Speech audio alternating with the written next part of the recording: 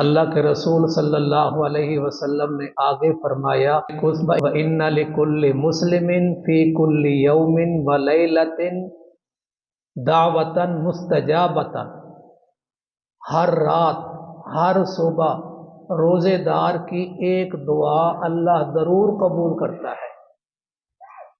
عرش کے اٹھانے والے فرشتوں کو کہہ رکھا ہے کہ میرے روزے دار بندوں کی دعاؤں پر آمین کہیں۔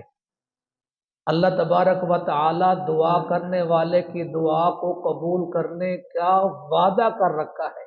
ادعونی استجب لکم، مجھ سے مانگو میں تمہاری دعا کو قبول کروں گا۔ اور حدیث میں یہ بھی آتا ہے کہ دعا کرنے والے کی دعا کو 3 چیزوں میں سے ایک چیز ضرور عطا ہوتی ہے۔ پہلی، جو دعا مانگی ہے وہی مل گئی، قبول ہو گئی۔ دعا مانگی ہے، جو چیز مانگ رہا ہے وہ نہیں ملی، اس کی جگہ اللہ اس سے برائی اور مصیبت کو دور کر دیتا ہے۔ تیسری چیز کہ جب انسان دعا کرتا ہے تو جو مانگ رہا ہے وہ بھی نہیں مل رہی، برائیاں اور مصیبتیں بھی نہیں ٹل رہی، ہٹ رہی، تو تیسری شکل صورت یہ ہے کہ اس کی دعا کو آخرت میں ذخیرہ کر دیا جاتا ہے، اور کل قیامت کے دن اللہ اس بندے کو مخاطب کر کے فرمائے گا میرے بندے، میں نے تجھے دعا کرنے کا حکم دیا تھا اور میں نے دعا قبول کرنے کا وعدہ کیا تھا۔ ان اللہ لا یخلف المیعاد، اللہ اپنے وعدے کے خلاف نہیں کرتا۔ وعدے کی خلافی کوئی مسلمان بھی نہیں کرتا، کوئی مومن مسلم بھی نہیں کرتا۔ وعدہ خلافی ہو جاتی ہے، وعدے کا خلاف ہو جانا یہ کمزوری ہے۔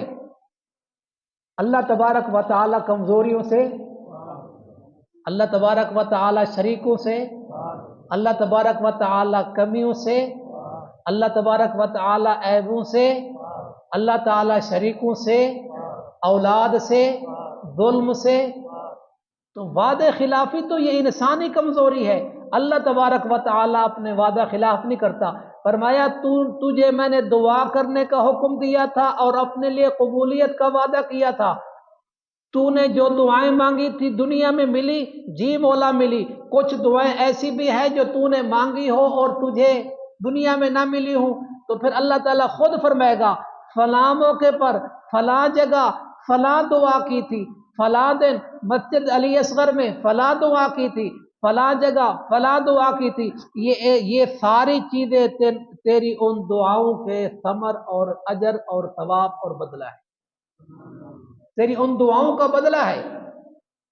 اور سبحان اللہ، آپ بھی کہیں سبحان اللہ۔ اللہ کے رسول صلی اللہ علیہ وسلم نے بڑے خوبصورت انداز سے مختصر اور جامع الفاظ ارشاد فرمائے۔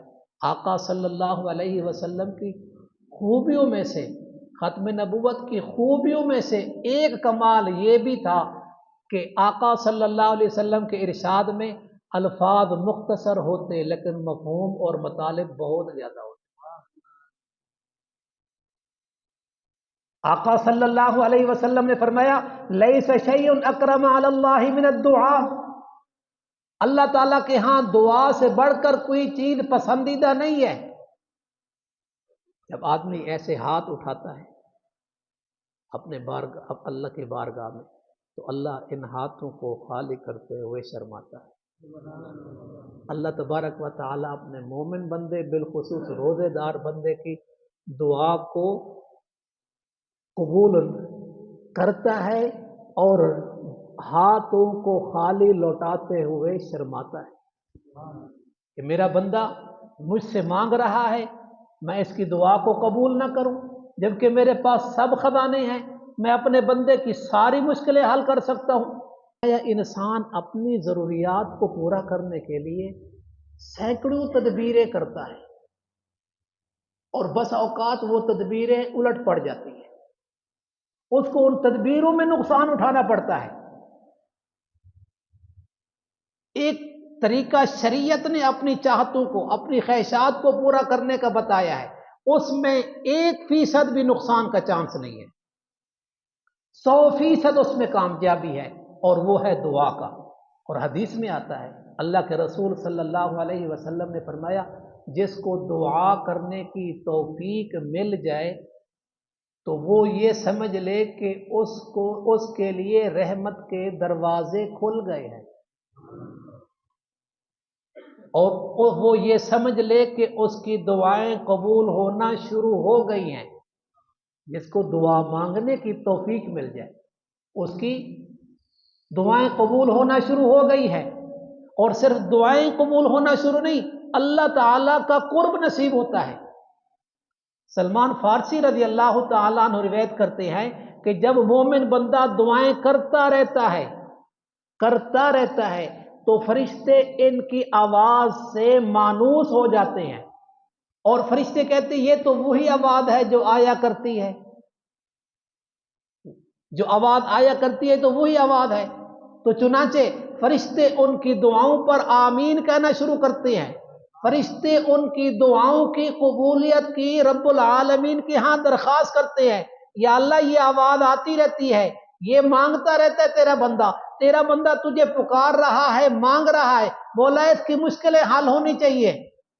جب مومن بندہ دعا کرتا ہے تو فرشتے ان آواز کو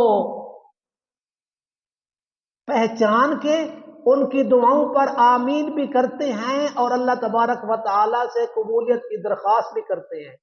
اور ایک فائدہ پہلے بتایا ہے لیکن آپ نے سبحان اللہ نہیں کہی، آخری بات کرنے لگا ہوں، پھر سبحان اللہ بھی دیکھتا ہوں کتنی ہے، کہ جو آدمی دعا کرتا رہتا ہے اللہ تعالی کا قرب نصیب ہو جاتا ہے۔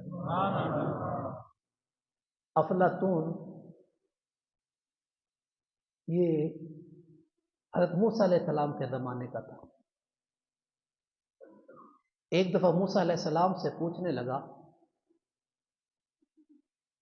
کہ آسمان کو کمان بنا دیا جائے اور ستاروں کو تیر بنا دیا جائے، چلانے والا رب العالمین ہو، بچوں کی کیا صورت ہوگی؟ کون پوچھ رہا ہے؟ افلاطون۔ کن سے پوچھ رہا ہے؟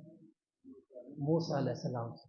موسیٰ علیہ السلام نے فرمایا اللہ کے قرب میں آ جاؤ، تیر دور والوں کے لیے ہوتے ہیں، نزدیک والوں کے لیے نہیں۔ تو قرب میں آ جاؤ، کیسے کھینچنا پڑتا ہے نا۔ تو جو اللہ کے قرب میں ہوں گے تو دعا تمام عبادات کا مغز اور نچوڑ اور خلاصہ ہے۔ افطار میں، تہجد میں، صبح شام میں، دن رات میں، ہر نیک عمل کے بعد بھی دعاؤں کا اہتمام کریں، تمام مسلمانوں کی فتح کامیابی کی دعا کریں، بالخصوص غزہ اور فلسطینی مسلمانوں کے لیے دعا کرے، اللہ تعالیٰ ان کو فتح اور کامیابی نصیب فرمائے، اللہ تعالیٰ تمام بیماروں کو صحت عطا